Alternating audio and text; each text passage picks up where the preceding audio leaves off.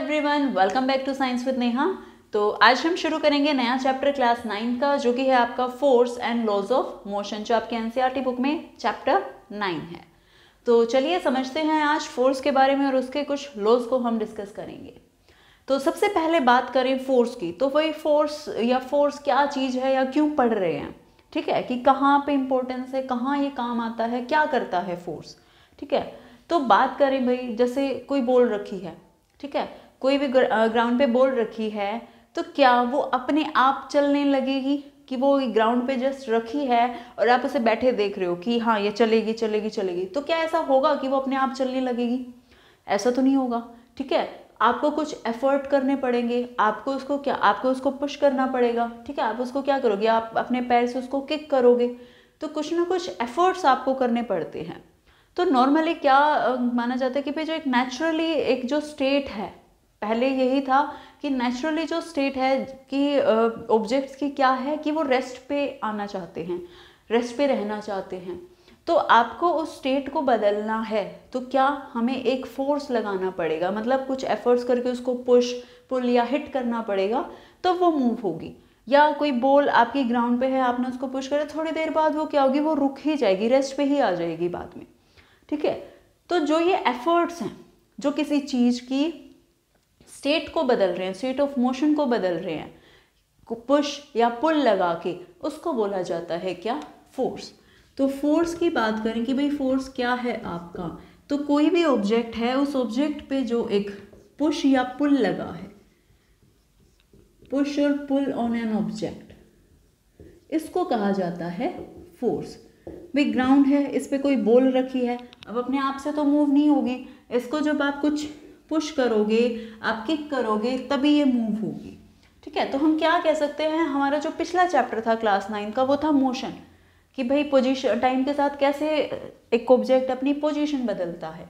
तो जो ये फोर्स है, ये उसका कोज है कि मोशन आपका हो रहा है, तो मोशन हो किस वजह से रहा है, आपका फोर्स की वजह से। सो हम क्या कह सकते हैं, फोर्स क्या है आपका, कोज ऑफ मोशन, कि कहीं मोशन हुआ है, कि कोई किसी ऑब्जेक्ट ने अपनी पोजीशन बदली है टाइम के साथ, तो वो किस वजह से हुआ होगा, एक फोर्स की वजह से, कि उस पे कुछ ना कुछ फोर्स लगा होगा, तब वो ऑब्जेक्ट, उसकी जो मोशन है उसमें कुछ ना कुछ मोशन में चेंज आया होगा। अब अगर बात करें फोर्स के इफेक्ट्स की, अब क्या देखा गया कि भाई फोर्स, अब ऐसे आप सोचो ये फोर्स है, फोर्स दिख रहा है, फोर्स नहीं दिखता एक्चुअली क्या दिख रहा है आपको, उसका इफेक्ट, ठीक है। हमें उसका इफेक्ट ऑब्जर्व हो रहा है। आप दरवाजा खोलते हो, आपने लगाया तो फोर्स है, लेकिन आपको कैसे पता चला इस पे फोर्स लगा है, क्योंकि वो खुल गया, ठीक है। बॉल थी, उस पर आपने क्या किक किया, वो मूव हुई, तो क्या दिखा कि भाई हमने फोर्स लगाया और वो मूव हो गई, तो उसका क्या दिख रहा है आपको, इफेक्ट दिख रहा है। तो अगर बात करें फोर्स के इफेक्ट्स की कि क्या क्या इफेक्ट्स होते हैं फोर्स के, तो अगर सबसे पहले देखें तो फोर्स क्या कर सकता है, किसी रेस्ट पे अगर कोई ऑब्जेक्ट है तो उसको क्या कर सकता है, मेक इट मूव, या किसी रेस्ट वाले ऑब्जेक्ट को हम क्या कर सकते हैं, मोशन में ला सकते हैं। With the help of the force we can move a stationary object, ठीक है, तो हम उसको मूव करा सकते हैं। दूसरा इसका अपोजिट, कि भाई जो मूविंग ऑब्जेक्ट है उसको क्या ला सकते हैं, टू रेस्ट, उसको हम रेस्ट पे ला सकते हैं, ठीक है। कोई भी चीज चल रही है, ठीक है, आपने उस पर फोर्स लगाया, अब पहले केस में क्या था कि रेस्ट पे था, फुटबॉल रखी थी भाई ग्राउंड पे, आपने उसको किक किया, फोर्स लगाया, तो वो मोशन में आ गई, मूव करने लगी। दूसरा क्या हो सकता है भाई, ठीक है, एक प्लेयर ने किक की, ये मूव कर गई, दूसरे प्लेयर ने क्या किया, सामने से किक अपने पैर से इसको रोक दिया, ठीक है, मूव करके आ रही थी, उसने अपने पैर का फोर्स लगाया और उसने वहीं उसको रोक दिया। तो आप किसी मूविंग ऑब्जेक्ट को रेस्ट पे ला सकते हो फोर्स की हेल्प से। थर्ड बात करें तो और क्या कर सकते हैं हम फोर्स की हेल्प से, we can change the direction, किसी भी मूविंग ऑब्जेक्ट की आप डायरेक्शन बदल सकते हो। जैसे हम क्रिकेट के मैच में देखते हैं, बॉलर ने बॉल डाली, एक डायरेक्शन में बॉल आई थी, लेकिन बैट्समैन अपने बैट से फोर्स लगाता है तो और किसी भी डायरेक्शन में उस बॉल को भेज देता है। हॉकी है, फुटबॉल है, फुटबॉल में भी क्या कर रहे हैं, प्लेयर इधर से उधर एक दूसरे को पास कर रहे हैं करके, ठीक है, वो भी क्या कर रहे हैं, फोर्स की हेल्प से डायरेक्शन बदल रहे हैं। तो फोर्स की हेल्प से हम डायरेक्शन को भी बदल सकते हैं। नेक्स्ट और क्या कर सकते हैं, फोर्स की हेल्प से आप स्पीड को भी चेंज कर सकते हो, इंक्रीज या डिक्रीज कर सकते हो स्पीड को, इंक्रीज और decrease the speed.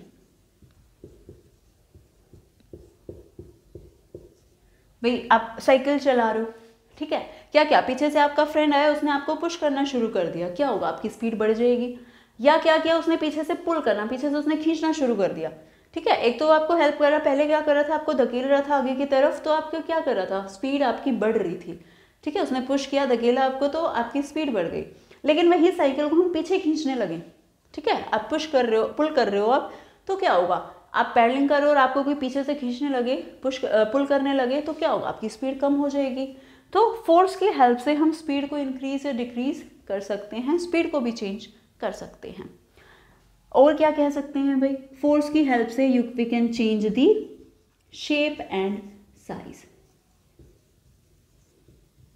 Shape and size को भी हम बदल सकते हैं, ठीक है। अब रबर बैंड है, आप उस पर अपने हैंड से फोर्स लगाओ, स्ट्रेच कर दो, उसकी शेप बदल जाएगी।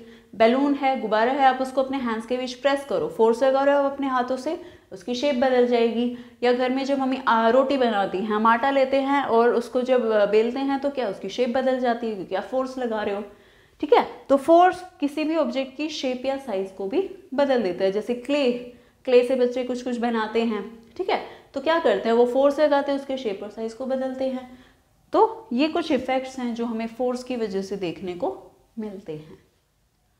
अब अगर बात करें, ये तो हमने समझ लिया कि फोर्स क्या था और उसके इफेक्ट्स क्या थे, और फोर्स का अब हम इतना इंपॉर्टेंस क्यों दे रहे हैं, हम क्यों स्टडी कर रहे हैं, क्योंकि भाई जितनी भी चीज़ें हो रही हैं, कुछ मूवमेंट हो रही हैं, इतने इफेक्ट्स जो हमें देखने को मिलते हैं हमारी डेली लाइफ में, वो किसकी वजह से हो रहे हैं, वो फोर्स की वजह से ही हो रहे हैं।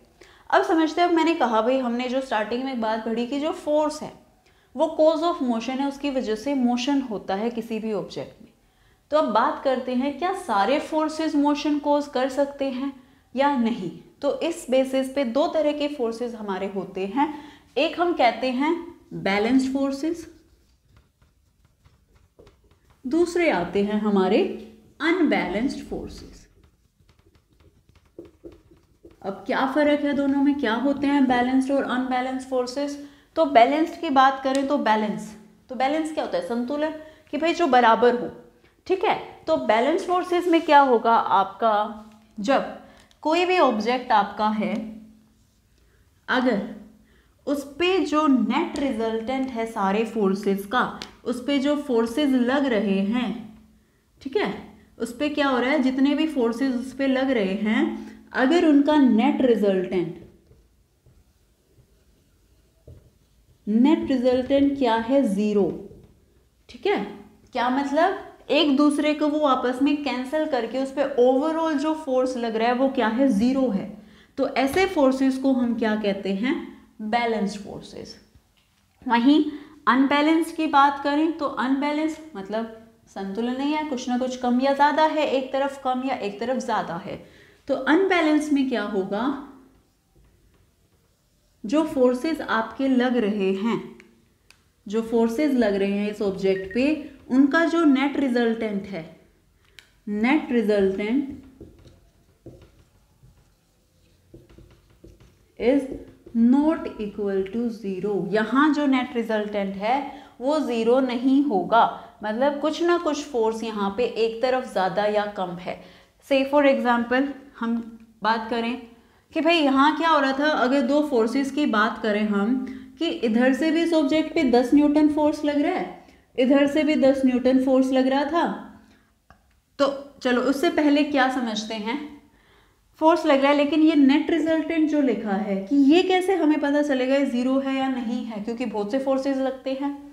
तो नेट रिजल्टेंट जब हम निकालते हैं तो हम क्या करते हैं, भाई कोई भी ऑब्जेक्ट है, अगर उस ऑब्जेक्ट पे फोर्स जो लग रहा है वो अगर सेम डायरेक्शन में है, ठीक है, वो अगर क्या है, सेम डायरेक्शन में है, डायरेक्शन क्या है, सेम, सेम डायरेक्शन में है सारे फोर्सेस, तो जो आपका फोर्स है वो क्या हो जाएगा, एडिशन करना है आपको, एडिशन ऑफ दोज फोर्सेस। ठीक है, से ये क्या है, दोनों, ये भी इस तरफ लग रहा है, ये भी इस तरफ लग रहा है, इधर से भी मान लो यहाँ से लग रहा है 10 न्यूटन और इधर से भी लग रहा है 10 न्यूटन, तो आपका जो रिजल्टेंट आएगा, रिजल्टेंट क्या आएगा, एडिशन दोनों का। तो जो नेट फोर्स इस पे लग रहा है इस ऑब्जेक्ट पे, वो क्या होगा आपका 10 + 10, जो कि आ गया आपका 20 न्यूटन। तो अब यहीं से समझे हम, सेम था, सेम डायरेक्शन में है। अब यहाँ रिजल्टेंट आया 20 न्यूटन, क्या ये इक्वल है 0 के, बराबर नहीं है 0 के, तो कुछ वैल्यू आई है, 20 आया है, तो ये कौन सा फोर्स है, ये है आपका अनबैलेंस्ड फोर्स। ठीक है, तो ये आपका कौन सा फोर्स लग रहा है, अनबैलेंस्ड फोर्स। अब दूसरा केस क्या हो सकता है कि भाई जो आपके फोर्सेस हैं वो अपोजिट डायरेक्शन में हैं। ठीक है, एक तरफ से आपका इधर से लग रहा है 10 और कोई दूसरी तरफ से लगा रहा है, वो भी लगा रहा है 10। ठीक है, तो अब यहाँ क्या है, अपोजिट डायरेक्शन, तो जब डायरेक्शन अपोजिट होगी, अपोजिट डायरेक्शन में फोर्स लग रहा है, तो आपका नेट रिजल्ट क्या होगा, आपको उनको क्या करना है, सब्ट्रैक्ट। यहां पे आपका सब्ट्रैक्शन होगा नेट फोर्स निकालने के लिए। तो यहां अगर बात करें तो यहां आपका नेट फोर्स क्या आएगा, आ जाएगा आपका 10 - 10, जो कि क्या आएगा 0 न्यूटन। ठीक है, तो यहां आपका फोर्स अब कितना आया, नेट रिजल्टेंट 0 न्यूटन। 0 न्यूटन कौन से होते हैं, बैलेंस्ड फोर्सेस। ठीक है, ये रहा नेट रिजल्टेंट, अगर 0 है दैट मीन्स ये आपके कौन से हैं, बैलेंस्ड फोर्सेस। ठीक है, ये आपका कौन सा हो गया, बैलेंस्ड, और यहां आपकी वैल्यू 20 आई है, तो ये कौन से हैं, अनबैलेंस्ड। अब यहीं क्या करें हम, अगर हम इस वैल्यू को बदल दें, एक तरफ से 10 लग रहा है, एक तरफ से क्या लग रहा है, इस पे 20 लग रहा है, अब क्या हो जाएगा, एक तरफ 20 है एक तरफ 10 है, तो सब्ट्रैक्ट करने, डायरेक्शन अपोजिट है, तो 20 - 10 आपका आ जाएगा आंसर 10। तो यहाँ कितना लग रहा है, अब 10 न्यूटन फोर्स आपका लग रहा है, तो अब ये कौन सा हो गया, अनबैलेंस्ड फोर्स। तो इस तरह से आपको क्या निकालना है, नेट रिजल्टेंट निकालना है फोर्सेस का, कि उस पर नेट रिजल्टेंट कितना लग रहा है। और उसके बाद आप देखेंगे अगर कुछ वैल्यू आ रही है फोर्स की, तो वो क्या होंगे, अनबैलेंस्ड फोर्सेस, और अगर 0 आ रहा है तो वो क्या होंगे, बैलेंस्ड फोर्सेस। अब इनका मतलब क्या है, कहाँ ये ज़रूरी है या कहाँ हम देखते हैं इन्हें। अब जो बैलेंस्ड फोर्सेस हैं, बैलेंस्ड फोर्सेस कभी भी किसी ऑब्जेक्ट की स्टेट ऑफ मोशन को नहीं बदल सकते। स्टेट ऑफ मोशन का मतलब क्या है आपका, कि अगर कोई ऑब्जेक्ट रेस्ट पे है और उस पर बैलेंस फोर्सेस लग रहे हैं, मतलब हर तरफ से जो फोर्सेस हैं वो क्या हैं, इक्वल हैं। भाई इधर से भी 10 न्यूटन लग रहा है, इधर से भी 10 न्यूटन लग रहा है, दोनों क्या कर रहे हैं, आपस में एक दूसरे को कैंसिल करके, ये इसने इसको 10 से कैंसिल हो गया, और नेट रिजल्टेंट इसका क्या आ गया, 0। ठीक है, 10 - 10 किया तो यहाँ क्या आ गया, 0। तो ऐसे केस में अगर, अब इसको अगर एक एग्जांपल से समझें, ठीक है, जैसे आप एक गेम खेलते हो, टग ऑफ वॉर, है ना, रस्सी खींचते हैं, 2 टीम होती हैं, एक इधर से जोर लगाती है, एक उधर से जोर लगाती है। अब अगर दोनों टीमें भी अगर बराबर फोर्स लगा रही हैं, ठीक है, ये भी उतना ही लगा रही है, ए टीम भी, बी टीम भी उतना ही फोर्स लगा रही है, तो कोई सी टीम इधर से उधर नहीं जाएगी, वो वहीं से खींचते रहेंगे। जैसे ही एक टीम का फोर्स ज़्यादा होगा, दूसरी टीम उस तरफ खींची आ जाएगी और वो जीत जाएंगे। तो ऐसे ही बैलेंस फोर्सेस जो हैं, अब इसको या फिर हम क्या समझें कि कोई बॉक्स रखा है, ठीक है, और 2 पर्सन, एक इधर से पुश कर रहा है, एक दूसरी तरफ से अपोजिट डायरेक्शन में पुश कर रहा है, ठीक है, और दोनों बराबर फोर्स लगा रहे हैं, मान लो वो 20-20 न्यूटन का फोर्स लगा रहे हैं दोनों, तो क्या वो बॉक्स हिलेगा? वो अपनी जगह से बॉक्स नहीं हिलेगा, क्योंकि जो ओवरऑल उस पर फोर्स लग रहा है वो 0 फोर्स लग रहा है। ठीक है, और हमने क्या पढ़ा, अगर फोर्स ही नहीं लग रहा उस पर कुछ, तो स्टेट चेंज होगी ही नहीं, क्योंकि कॉज ऑफ मोशन क्या है, फोर्स है। तो इसी वजह से जो फोर्सेस मोशन कॉज करते हैं वो हमेशा कौन से होते हैं, आपके unbalanced forces. These forces cause motion.